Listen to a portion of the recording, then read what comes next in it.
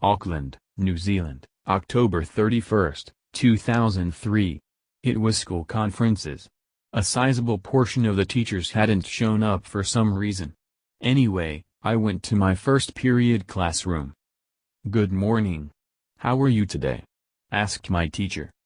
"Good. I brought my parents here," I replied.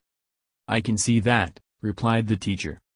The teacher and my parents had a long discussion about my behavior in class, the quality of the work I submit, and how I interact with others in a class.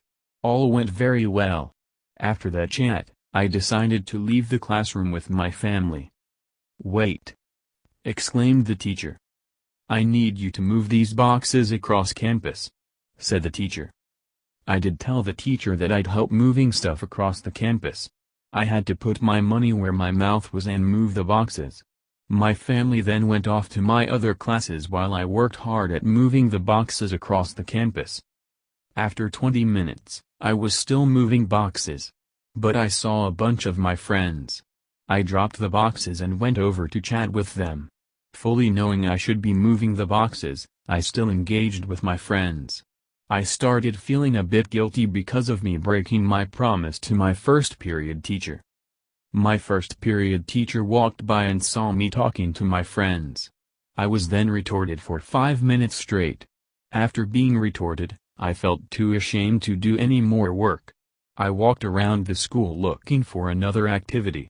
But then, I found the custodian's room door open. Normally it's locked and nobody can access it. Not even the principal can find his way in. I entered the custodian's room and fell into a pitch-black void. I'd say I was falling for a good 15 minutes. Bored, I decided to go on my cell phone during the fall. I tried calling my friends but there was no cell service. What place even is this, I asked myself. I finally landed. The sky was beautiful, reddish-purple with orange clouds. I was at a construction site. The construction site's colors were green and golden yellow. It was also exclusively made of metal. I wondered why there were no other materials, but whatever.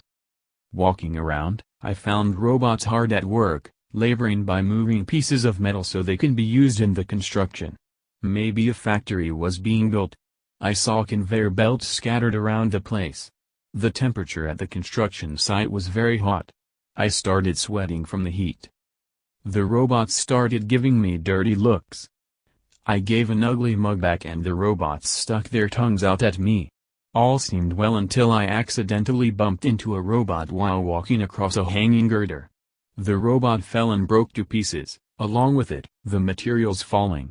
All the robots were staring at me after that incident. The robots dropped their building materials, grabbed hammers out of their belts, and chased after me. While I was running away, I fell down one of the buildings in the construction site. Luckily, I grabbed onto another girder. I could have very easily died right there. Maybe I've been blessed by God. In the heat of the chase, I spit on the metal ground. The saliva made the robots slip and break apart from falling. I had found their weakness. I spit around me to make a barrier between me and the robots. They were too dumb to throw their hammers at me, so they just waited for me to try and leave. But eventually I got bored and tried walking away, forgetting about the saliva I left on the metal. I slipped down the building, falling into a mud pit under the construction site. The robots assumed my fall was a casualty and got back to work. I survived that fall. I walked around the mud and it appeared to be part of a rainforest. I looked around and saw a bunch of teachers from my school. I escorted my teachers through the construction site, making sure they didn't hurt themselves. Obviously, the robots were mad at me but gave up on trying to harm me. The robots couldn't fight off a bunch of teachers and a person who knew their weakness. We made our way back to the void I fell through. We all climb up through the void and go back to school. The custodian door was closed, however. We were able to open the door back up because we were inside the room. All the teachers went back to their classrooms, and I met my family. I shared my adventure with them, but they didn't believe me. However, my first period teacher came back to retort me. Looks like I still had to move those boxes.